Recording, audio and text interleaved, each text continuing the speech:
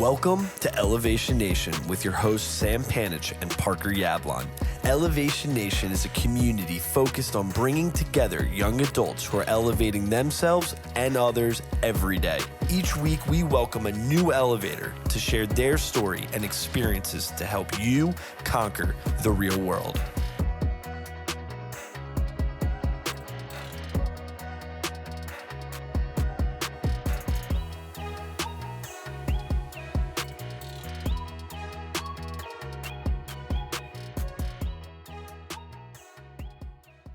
What's happening, Elevation Nation? We are back with another episode of the podcast. It just snowed like 24 inches up here in New York City. Sam, I don't know if you got 24 inches. Probably not. Probably only a couple.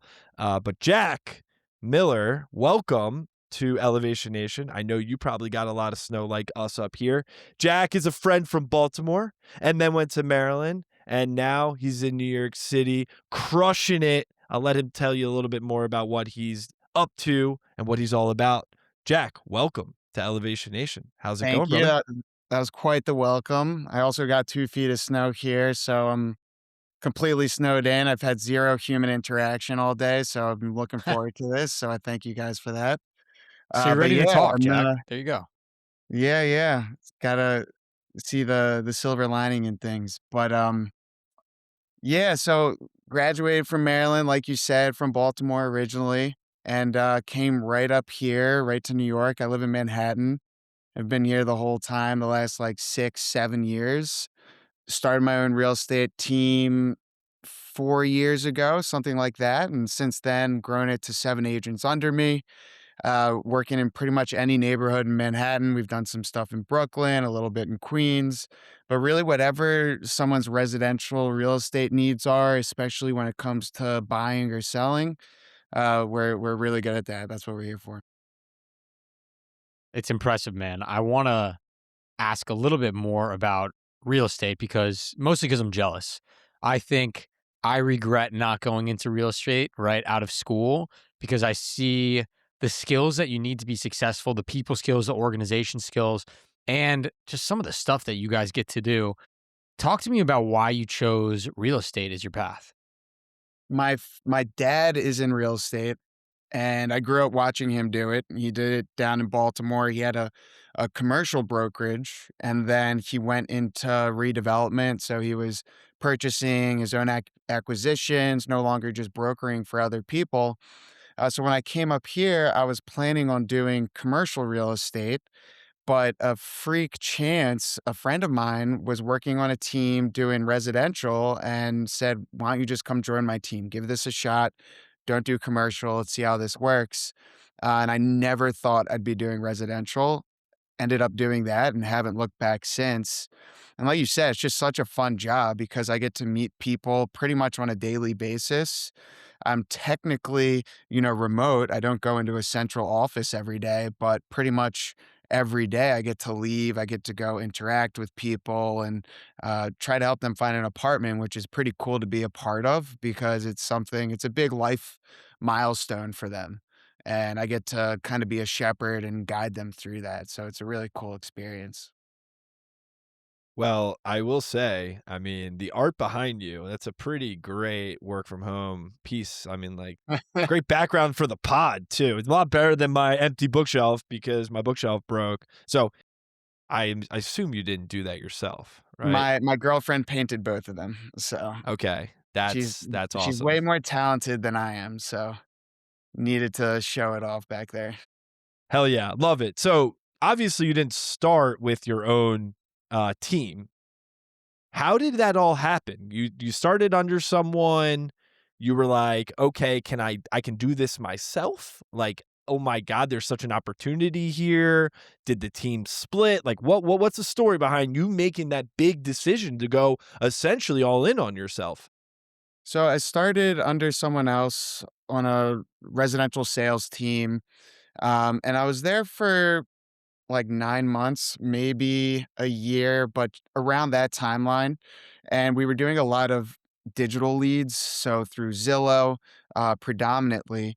And I was just seeing how he was managing the team and how business was being done, and I had that thought, like you just said, like, "I could do this. Why do I need to be under someone else when I can just, try to branch off and do my own thing and, be my own boss?" So, ultimately, that's what I decided to do. I did it with a partner, so we left that team and started our own shop at, R New York, so that's where we currently are. We left that previous firm to go to our New York and start our own team. So we took a lot of the lessons from that first team we were on of what to do and what not to do.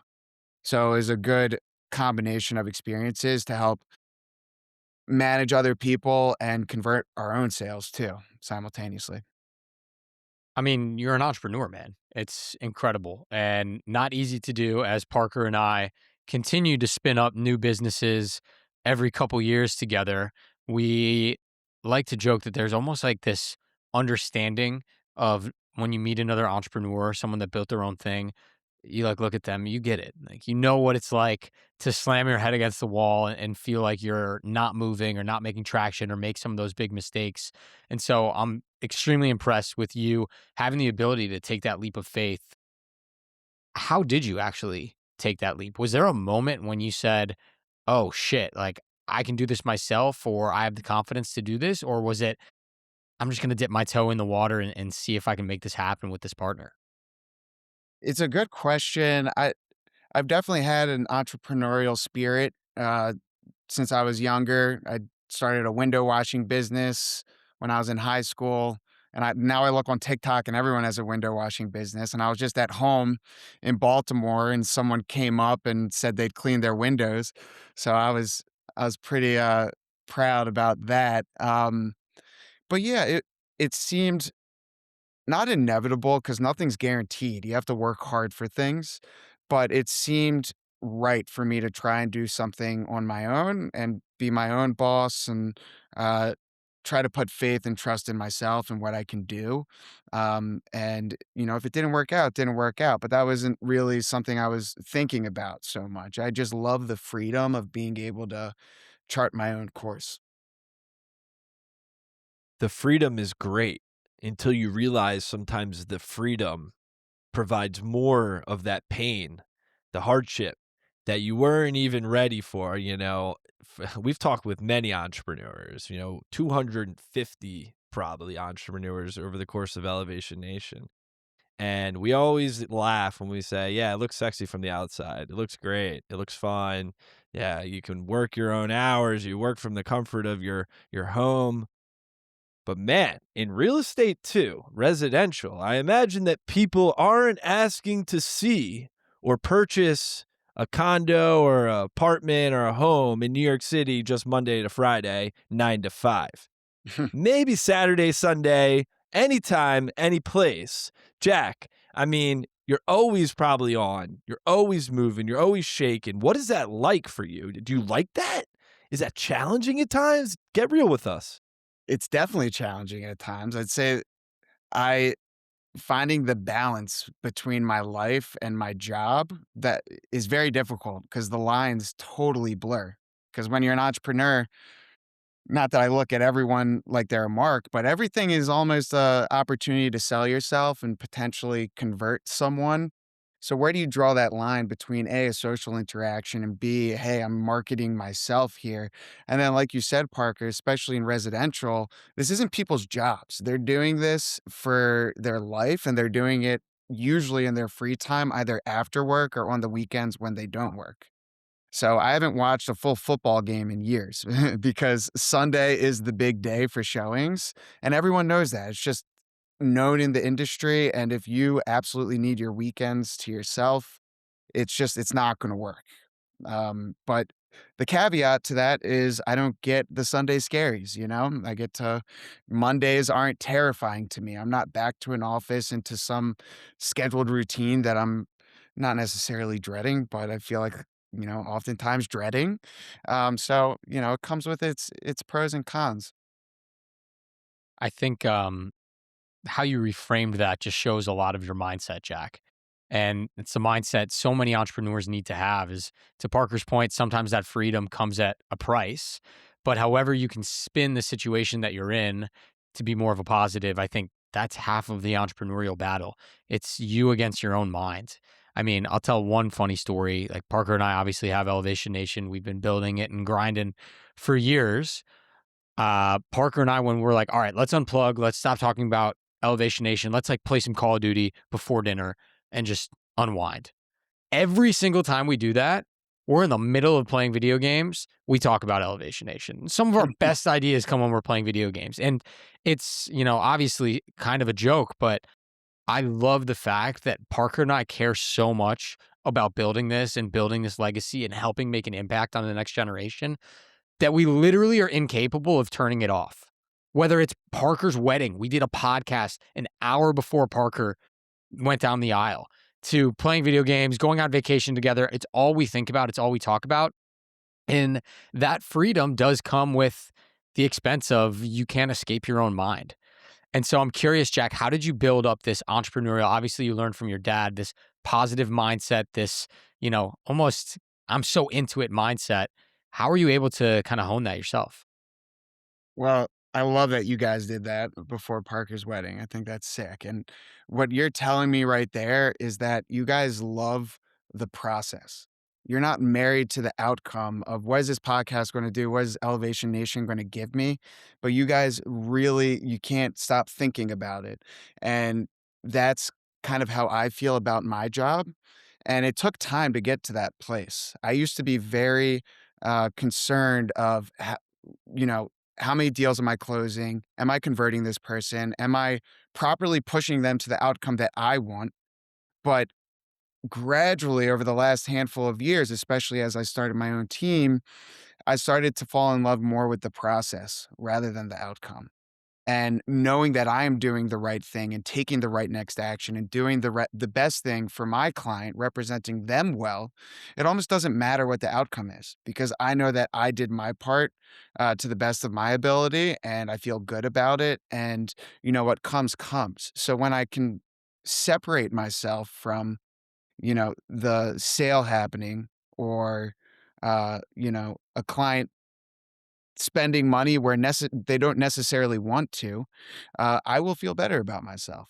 And it's been a really hard shift in my mindset because I thought I had to fight for every inch. And Mm. don't get me wrong, I don't want to conflate fighting for every inch with working hard, but there is a line between being injurious to yourself and the process and the other people fighting for something versus working hard for something, and if it doesn't work, being okay with that and moving on to the next thing.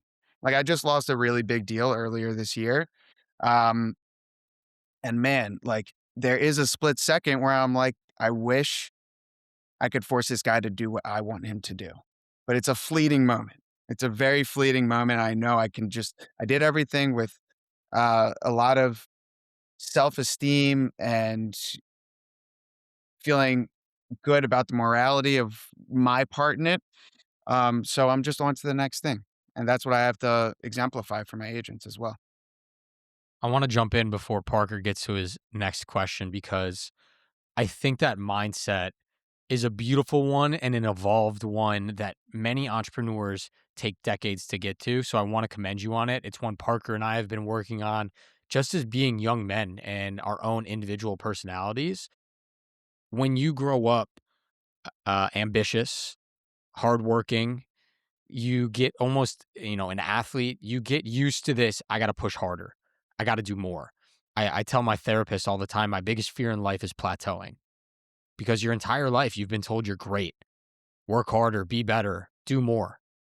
And that's what many entrepreneurs and overachievers have in their mind is that repeat cycle of do more, do more, do more.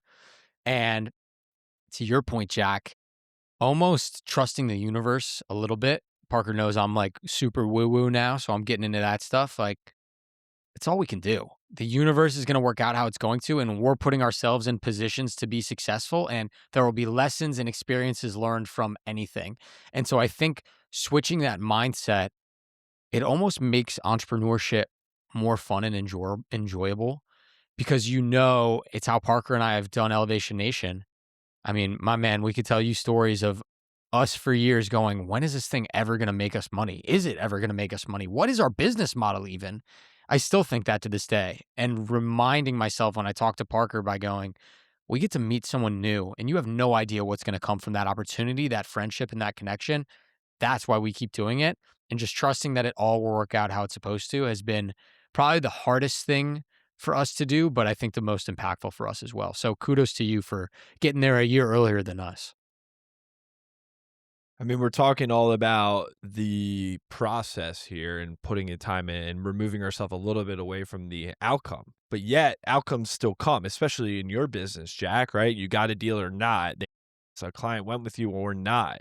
And I imagine it feels really shitty when when a potential client doesn't go with you and you lose out on a deal. And it probably feels really good too when you do close something and you get to put something on the scoreboard for you and your team. And obviously that feels great.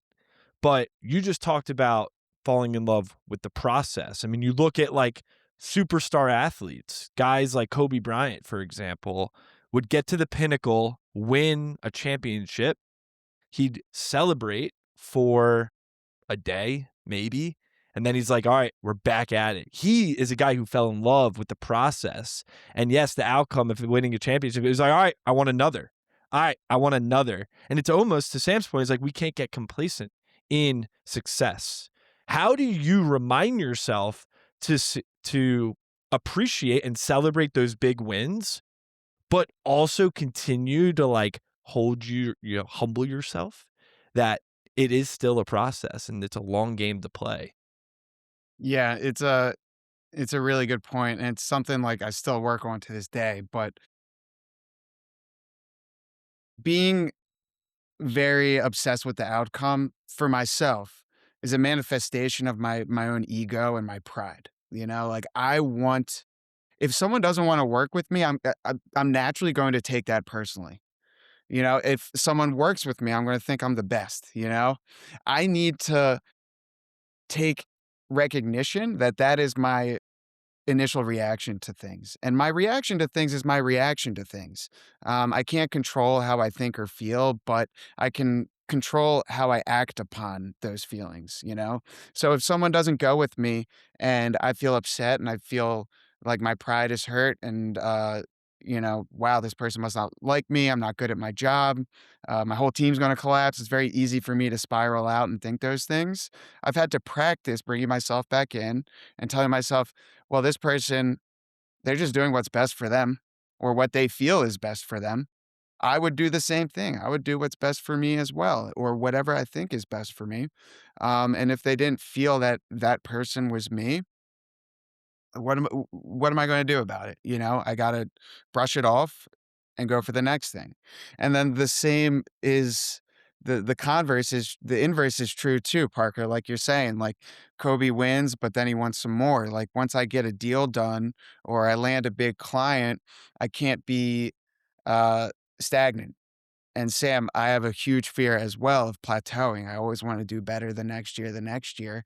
But that's for myself, at least, that's my ego talking and my pride talking. And it's okay to want success, but to value my personal worth and my business's worth on always being able to outdo the past Jack, it's not going to lead to a healthy mental state for myself, And and go ahead. inevitably it's going to backfire. I need to live in a place of gratitude and acceptance in order to level up each year rather than, you know, fighting and trying to claw and scratch for every inch. Do you ever get to the point though that the expectation is that you're going to close? You're becoming so much better. You're honing your craft, your process, that it is resulting in more wins and more success. And then, unfortunately, I mean, Sam and I feel this too. We've landed all these speaking gigs this last year. 2 years ago, if you told us we were landing one speaking gigs, we're jumping like crazy. We're celebrating. Now it's like, all right, we're about to gear up on a 10 speaking gig tour. And I just look at Sam, it's like just part of the process. And it doesn't feel as big of an achievement as it once did. I find that sometimes to be like, damn, the entrepreneurship sucks it out of you, but when you get a big win, it also can kind of suck it out of you because you don't appreciate it like you once did. Mhm. Yeah, I've felt more financial fear and insecurity in times of great success than I did when I was first starting out.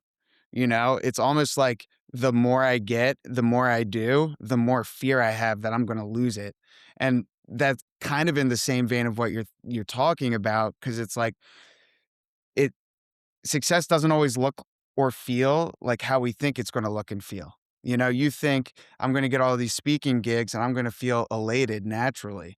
You w- you develop almost a numbness to success. You have to take it upon yourself to take a step back and be like, Sam, look at what we're doing. We're crushing it.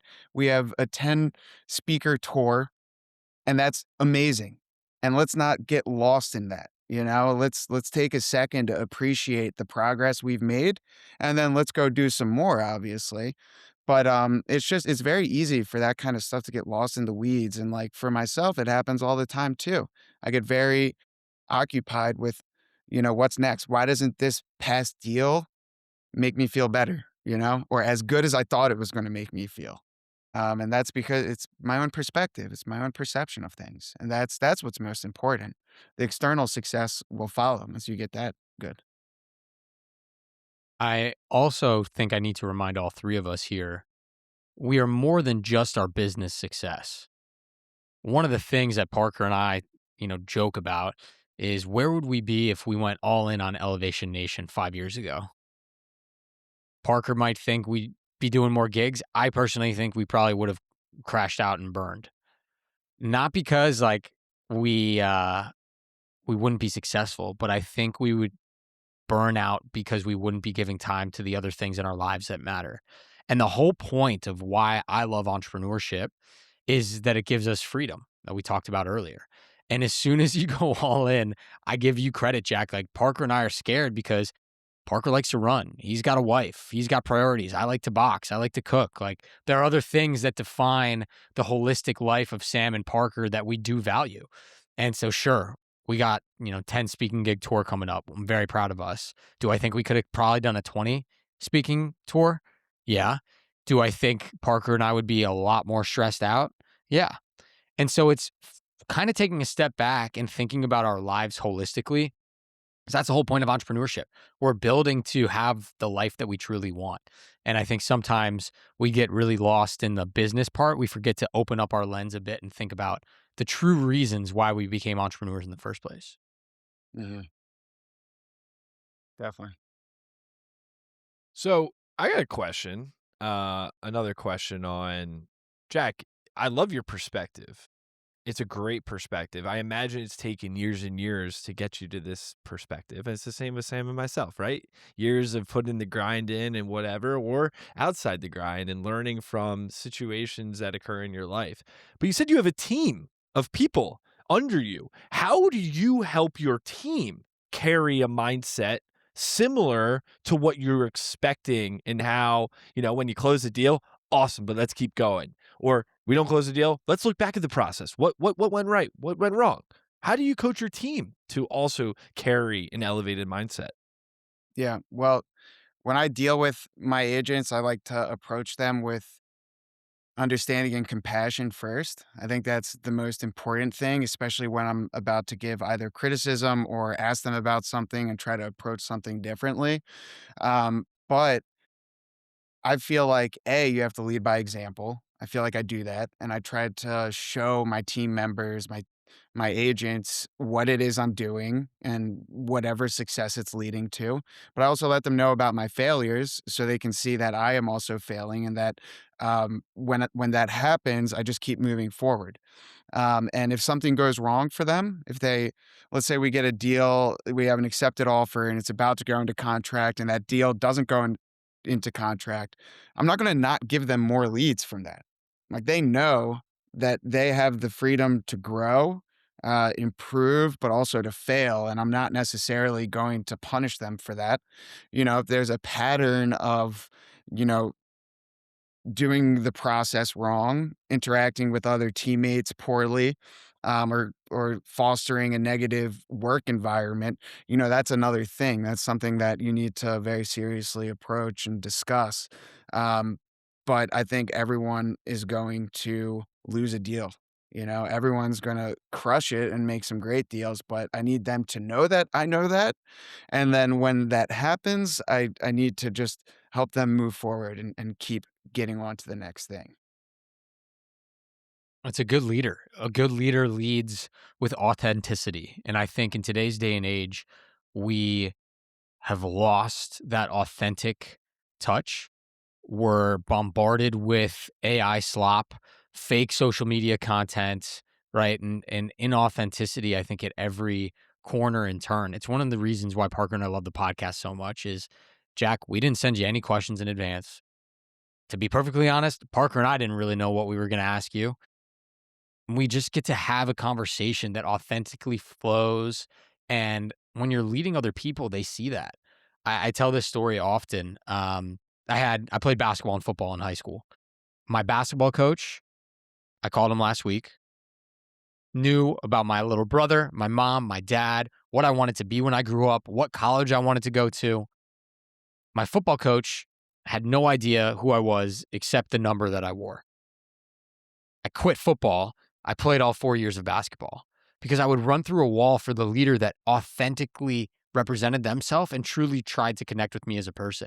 And I think we are seeing more and more young people gravitate towards that leadership and need that leadership, especially as all of us are kind of working from home now, not going into the office, not being exposed to those mentors that we really want in our lives as we grow. The ones that are authentic are going to get to the top. And so, kudos to you, man, for leading your team with such authenticity, both when times are good and when times are bad. Thanks. Yeah, I appreciate it. And you talking about like TikTok and social media and everything, it kind of leads into my motto. So I know it's kind of before the end, but if that's okay, I'll kind of go into it a little bit. Um, but as a real estate broker, someone who brings on real estate agents, it's very glitzy. You see people posting in their multi-million dollar condo. You see all these reality shows on Netflix, on Bravo, and they make it look easy. They make it look sexy and glamorous. And at one point, I had 10 agents on my team, and obviously I have seven now. So three of them didn't make it. And part of that, and what I saw was that real estate has a relatively low barrier to entry. No one asked me what my GPA was. No one asked me what college I went to, which Maryland was great, but you know, um, it's not hurting me, Um, but because of that low barrier to entry, it's often easy to think that it's gonna be easy, and the reality is the complete opposite. It's extremely hard and it's extremely difficult. So what I tell my agents is that, and this is the motto that I thought of and that really works with how I like to teach people and I live for myself, is that nothing worth building happens quickly. Everything that is worth building takes time, patience, and really hard work. And when we're looking at TikTok, we're looking at Instagram, someone's driving in their Lamborghini, flashing, $100 bills, or, someone's talking about this Bitcoin or crypto that just went up, 1,000x in a day. It gives everyone this sense that, real success, they're mostly material success needs to come quickly and it can come quickly. But the reality is it comes slowly over time after building a strong foundation and working hard. And it takes a lot of consistency and persistence. And I feel like that's very lost in today, especially with all of these different mediums for people to kind of do clickbait and try to just get more likes. So it's important to make clear that reality. And I have to tell myself that because I want the most success yesterday, but that's not how it works. That's not reality. It's not the world we actually live in. At Elevation Nation, Jack, we call that exercising your mental fortitude. your willingness to take on that adversity, to keep going and keep pushing and keep elevating, because we are wholeheartedly in agreement with you. And it's not just the phone or the social media that is bringing this. It's the idea that I can get what I want when I want faster than ever before, whether that be DoorDash showing up to my door in 25 minutes, or I can call the person on the other side of the world. We live in this fast dopamine world, and you have to consistently remind yourself that to get real greatness out of whatever you're trying to do, it's going to take time. Nothing good becomes fast and easy. And I think that's a sign of growing up and maturing. And young people, I think right now, Sam and I dealt with it too, are struggling with that. And so we think at Elevation Nation, mental fortitude is that key to keep pushing through, because to get to good things, you got to go through the hard times too. You can't just avoid those hard times, because Yeah, nothing good comes absolutely. from just something that's Parker, always good. you hit on something that I just want to say before we go into our next segment. You talked about like this next generation, our generation, addicted to dopamine. When was the last time, I'm just curious, Jack, you had a conversation where you didn't get interrupted by checking your phone for, we're at 30 minutes now? Like, I it's couldn't tell rare. Like that, right? Like, isn't that crazy? It is so rare now. And that's why I freaking love the podcast, because I'm not getting pings. Everything's muted. My phone's my camera. So I don't even know if anyone's called me in the last 30 minutes. It's just talking to Jack and Parker. And I think we have to retrain our minds. We've gotten so into this dopamine culture of scrolling and everything's instantaneous that we sometimes struggle to go a level deeper. And that's what we're trying to do at Elevation Nation, realize and help people unlock the full potential of truly getting introspective with themselves and other people. Because, I mean, Jack, I probably haven't talked to you since we bumped into each other at University of Maryland like 8 years ago. Now I'm like, this guy Jack's the man. I'm so excited for him. And that doesn't happen unless you get a little bit deeper below the surface to truly unlock someone's potential. And so I'm giving kudos to all of us, because I freaking love that we get to have a real conversation for 30 minutes. It's the best. Yeah, it's awesome. It really is. So, Jack, we got some fast, rapid fire questions for you. First thing that comes to mind, we got to hear your answer. And typically people explain their answers. So, I'll give the first one. These are good for today, Sam. I'm liking these. These are deep. These are deep. These are hard. Well, hard's subjective. What is one thing, Jack, you used to take immense pride in that you now realize was holding you back? Hmm. I used to take a lot of pride in being able to kind of fit in with any group of person, you know, socially, be able to blend in and make a path with anyone, but I wasn't living authentically and truly myself. So, what's hard to accept is that some people might not like me. They might think I'm weird. I might say something weird. But I'm just going to be myself. And trust me, I don't always do that. I still will chameleon and I'll still try to fit in because I want people to like me. But the the more I try to take recognition of it, the more I realize like, hey, just be yourself. Doesn't matter. Doesn't matter what happens. It's a beautiful, beautiful lesson. All right. Next rapid fire, Jack. We're talking NYC. That's where you work. That's where you live. I used to live there. Parker still lives there. What's a common truth about New York City that actually you realize is a total lie? Something that you thought when you moved to the Big Apple, it was all this, but now that you've been living and working there, you're like, that's just in the movies or the shows. I thought it was like all going out, all bars, all nightclubs and having great times. And now I like to be in bed by 9 p.m. with my Kindle, and that is just not my reality. It might be someone else's, but it absolutely is not. Speaking of Kindle, obviously we told you about my bookshelf. We ask everybody who joins Elevation Nation for a book recommendation, and I bought too many books. The bookshelf couldn't take the weight anymore. Hmm. So, Jack, what are you reading on your Kindle these days? Any good recommendations for Elevation Nation? Oh man, I forget the title of it because It's a 17-book series. I'm on the 4th one, and it's historical fiction.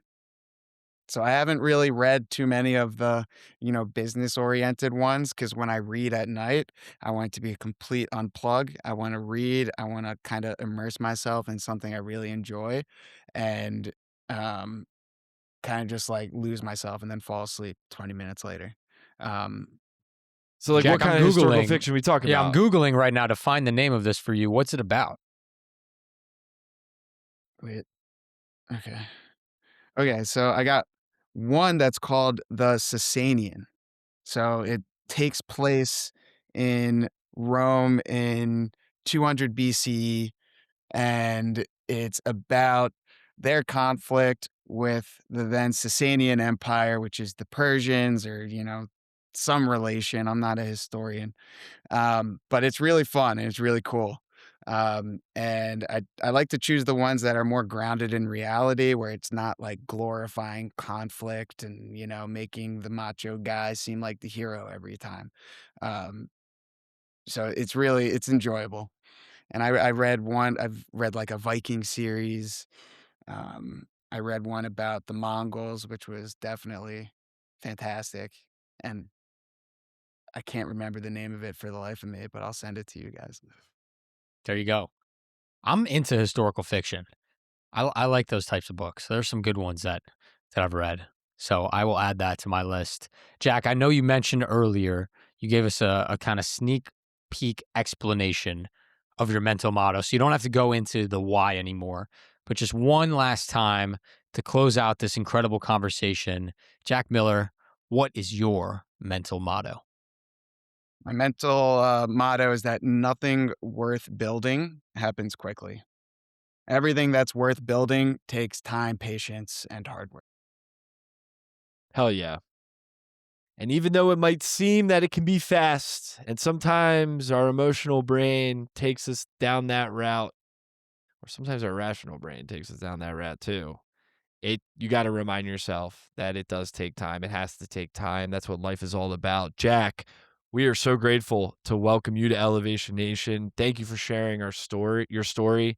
I'm inspired by what you're building. I think it's very, very cool, and just special to reconnect, have a newfound relationship. I know obviously we grew up knowing each other, and we're excited to continue the conversation. And so Elevation Nation, if you ever have a real estate need in New York City, Jack is your guy. Reach out to him. He can surely help you. Thank you guys so much. This has been awesome. I'm looking forward to doing more stuff in the future. Us too, man. All right, Elevation Nation. Until next week, peace. Thanks for tuning in to Elevation Nation. If you enjoyed our conversation, hit that subscribe button to get notified when we release a new episode. If you would like to join Elevation Nation or get more information about the nation, please visit our website at www.elevationnation.io. Until next week, Elevation Nation, peace.